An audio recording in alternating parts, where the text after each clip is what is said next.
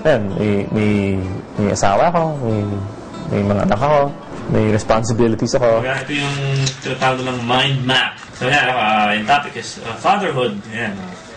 Tapos mga ideas na. Kasi eventually, magme-make sense na yan. So, pag nakuha ko na dito yung kung ano yung mga possible na topics or ideas, ang structure usually ng joke is setup, punchline. Setup yung hindi nakakatawa. Yung punchline, yun yung nakakatawa. Ang rule usually, huwag kang lalampas ng 3 lines, kailangan may punchline ka na. Especially here, yung stand-up natin here, when they say stand-up, it's usually yung kumakanta, yung naka-costume, or it's more parang theatrical, vaudeville, or slapstick. Hello? Who? Everyday, yung asawa ko, tinatanong ako kung bakla ako. Ano, hindi ako bakla. Hindi talaga. Alam mo yung kung bakla ako, di ba? Although, hindi ako bakla, pero hindi ako nabother, okay na ka? Just hold on. I'm sorry, were you talking to me? And then you walk away with your dignity, like, yeah. Alright, yeah. Anyway, thank you very much. You guys have been awesome. I'm Del Fabrado, and I'm a stand-up comedian by night. And by day, I have a day job. I am the assistant manager of materials in a 5-star hotel. Welcome to lifestyle of the rich and famous. The lifestyle lang. I'm not even rich, I'm not even famous. So works I love it, and we will push through with that. So that's it. Meeting adjourned.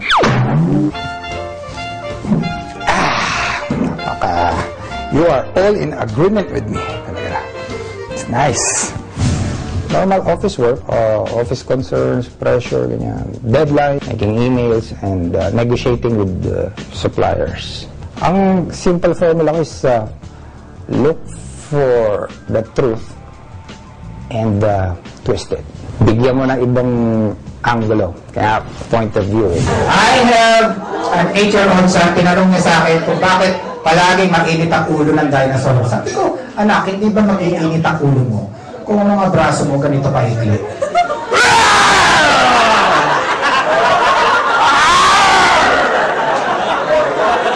May hindi ka makakain. May hindi ka makapag-hinamos.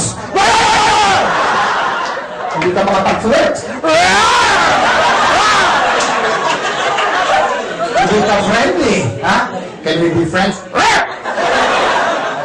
Oh, it works din sa stage. Pag wala natatawa, sabihin mo na lang. Di ba alam, matatapos na ang time ko. Surprisingly, dun sila natawa. Bakit kapag may entrance exam, walang exit exam? Bakit yung gulay, pagpalakas ng katawan, pero kapag nabaldado, tawag gulay? If you love somebody, set her free. If she comes back to you, she's a boomerang. If you think yung joke na yun, nag-work last Tuesday, tapos hindi nag-work on Friday, the same delivery, same joke, you have to be fair din sa sarili mo. Baka kasi you perform in front of Germans. Nagtatagalog ka. It's very hard for a man to wink, especially if he's asleep.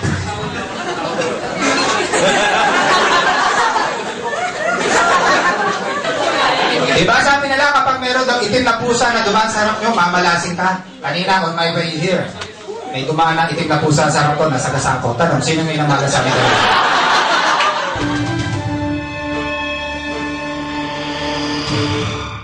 Anong bigyan na pamilya? De La Salle. Wow! Ikaw? Sobel. Mas magandang. Sorry! Kailangan i-package yung balita sa kanila sa humor o kaya sa mga figures na pop culture para magkaroon sila ng awareness.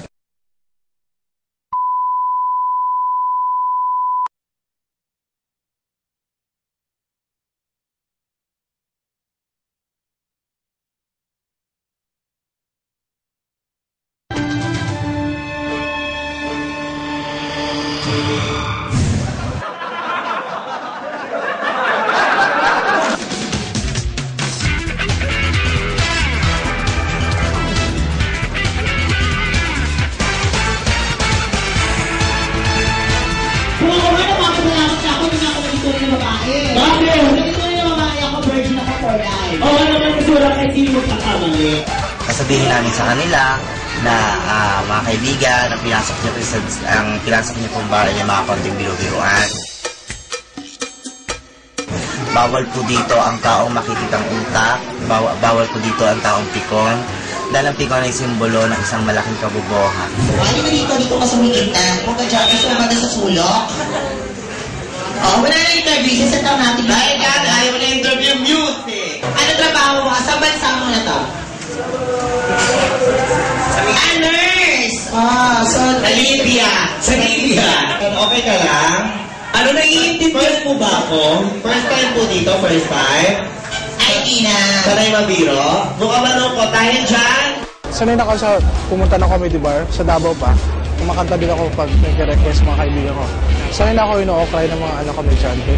Nagpaano kasi siya, nagpagano ng cheek bone. Nagpakona dyan cheek bone. Bakla, bakit bumo ka?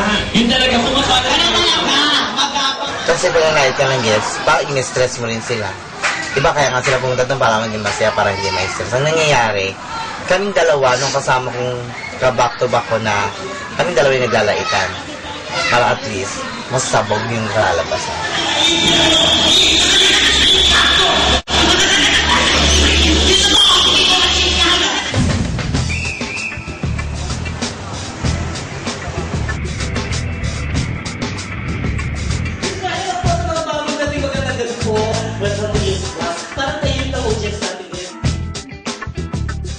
Noong kasi, nang nag-start ang Music Box, waiter lang ako dito. Pumunta kami rin February 15 of 1985. So, nag-DJ na ako noon. So, every time na isasaksak ko yung kanta ng isa, bago ko pa kantahin, tatawagan ko muna sa stage. Ikaw na kakanta, ginaganong ko. Ikaw na susunod na kakanta, kakantahin mo. And dami ko sinasabi muna bago ko pa kantahin. Bago ko i-play yung kanta. So, sabi ko, so every time na nagsasalita ako, yung mga tao, ang tendency, imbes na sa stage nakatingin, ay stage, di ba? Eh, nandun ang DJ's booth. So, ang nangyayari, doon lahat sila nakatingin, lahat sila nakatingin doon. Sabi ng boss ko, doon ka na nga sa stage. Anong pinili ng pamilya niya? De La Salle. Wow! Ikaw? Sobendi Ayala. Ay, mas mayaman! Sorry! Diba? De La Salle. Sobendi Ayala. Actually, when sa ibang bansa, stand-up comedy is talaga scripted thing.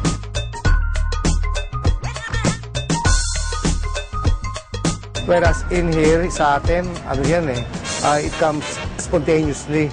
Mga kalokohan ng mga performers mo, sometimes nakakatawa, sometimes hindi. Kailangan mapatawa mo yung tao habang nasa stage ka. Walang dull moment dapat. Kailangan tuloy-tuloy yun. Kung nakakatawa na malait mo yung ibang tao, nakakatawa, yun ang tumatak sa utak nila na gano'n ang ginagawa dapat ng isang stand-up comedian. Eh, hindi naman gano'n eh.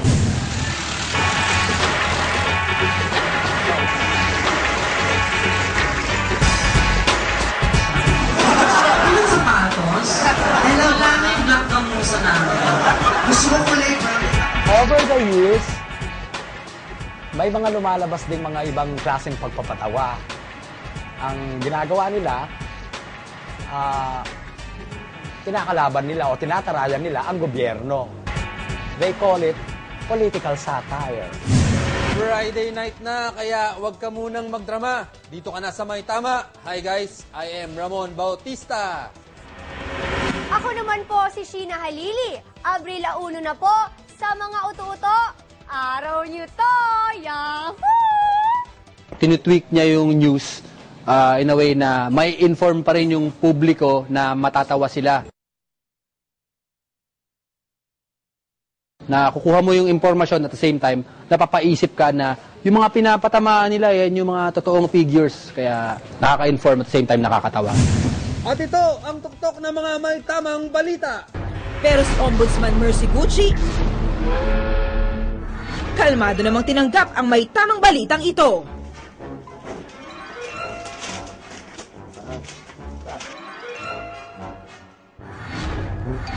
Sila nga itong unconstitutional, no? Hindi kaya pwedeng more than one impeachment case ang isang palsakin within a year. Bella! Kailangan na mag-research. Kailangan galing din talaga sa news, galing sa mga current events. Pero dapat lagyan namin siya ng ibang taste. Katulad nga, lagyan namin siya ng yung kumbaga meron kailangan comedy. Gawa namin siya ng comedy. Kasi yun nga yung concept ng show. Bakit pa ba nila pinatagal ang botohan? Ang hindi alam ng taong bayan, may nakuha tayong hidden video mula sa Kongreso ilang minuto pagkatapos ng Congress deliberations. Yay! Salamat! Natapos na din! Oras na para sa Pajama Party! Excited na ako! Oras na para sa Pillow Fight! Napapansin ko maraming mga kabataan ngayon hindi na nanonood ng news.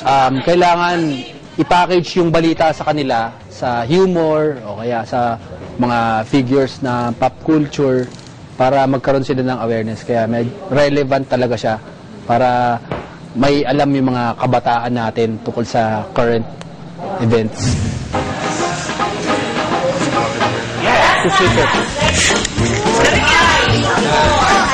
Oh no!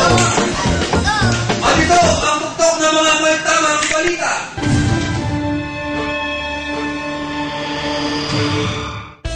Kinausap ko yung mga kaibigan ko underwater kagad.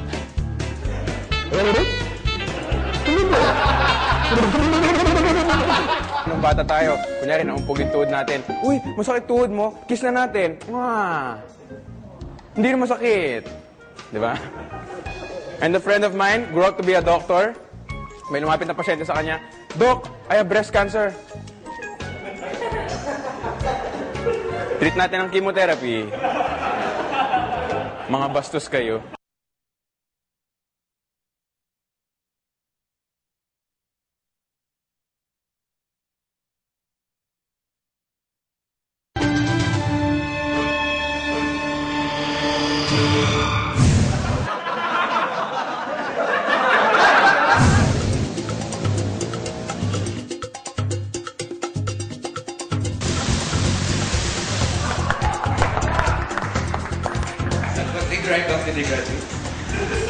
We are gonna have an open mic.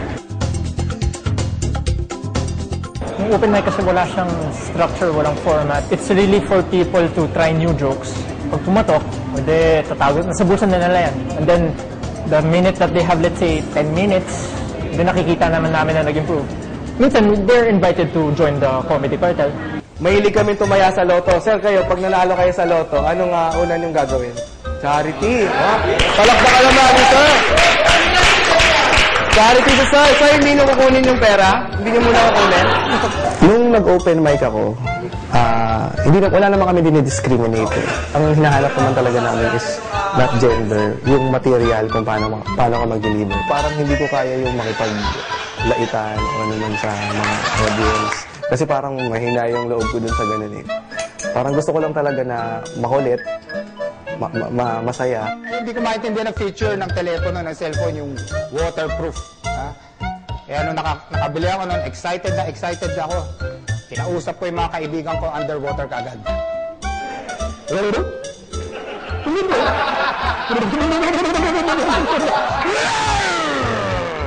I'll make a set list.